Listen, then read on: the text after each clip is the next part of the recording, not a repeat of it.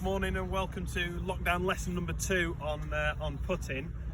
What we're going to be using again is the stimp meter here, just because it works really well at giving the same energy transfer for the ball on certain points. So what we're going to look at today is how much a ball breaks downhill and how much a ball breaks uphill.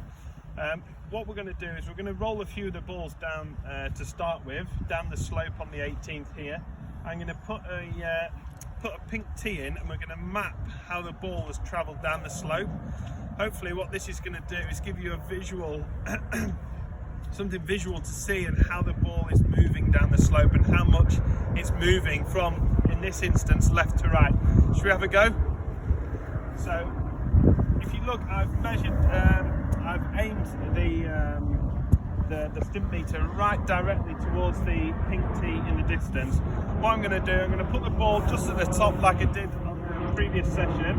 What I want you to do is just watch how the ball rolls on the green and how much it turns. Okay, what I'm going to do is I'm going to go and put a pink tee in where that ball is finished. Okay? Right. Now what I'm going to do, I'm going to roll it again, but I'm going to try and quickly chase the ball and put a pink tee in a little bit closer to where we are now.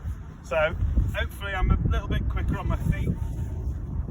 So I'm going to go there, okay? This one, okay. I'm going to be a little bit quicker again. So if you're watching, there we go.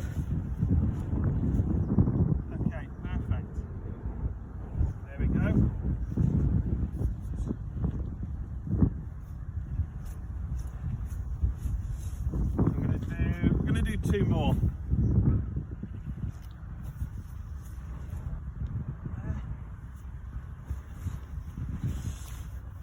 Okay, we'll go for the last one now. Right, there we go. Just about there. So hopefully what you can see now is we've got 5 pink tees on how the ball has curved down towards its finished position. Okay, so that's a really useful thing to do, even if you're just on the putting green. Is if you want to come and use this, we've got it in the pro shop. Just put it on a couple of different slopes and just watch how the ball moves on the green. Your green reading skills will soon improve. What I'm going to do is I'm actually going to measure how far the ball has travelled off its starting line on this downhill putt. So if we just go down now, so this is where the first ball finished offline.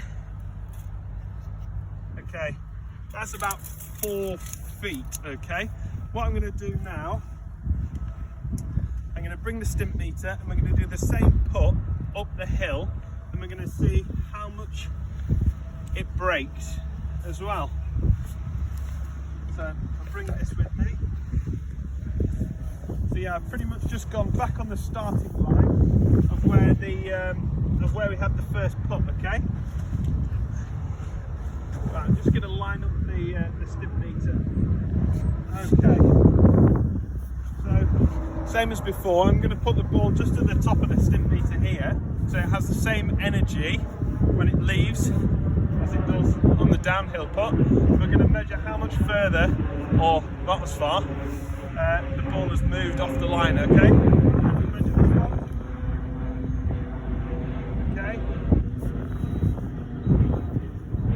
Gonna do one more.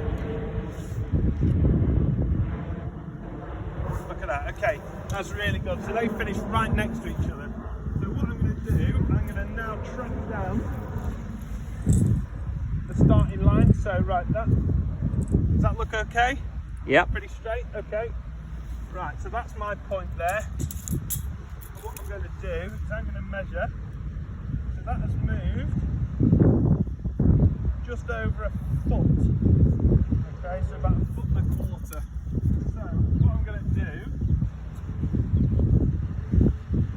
is, so what we've seen is on the downhill putt, we've seen the break take about 4 feet of break, and on the same putt uphill, we've only seen about a 1.25 foot.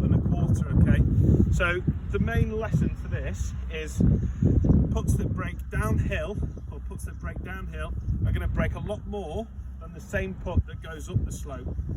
So the best thing to do is come on the practice green and, like the drill I did at the start, map where the ball goes and map the tees, and that'll give you a really good visual idea of how the ball is travelling along the green. Thanks again, that's the lesson over. I hope you've enjoyed it. Let us know if you've got any questions.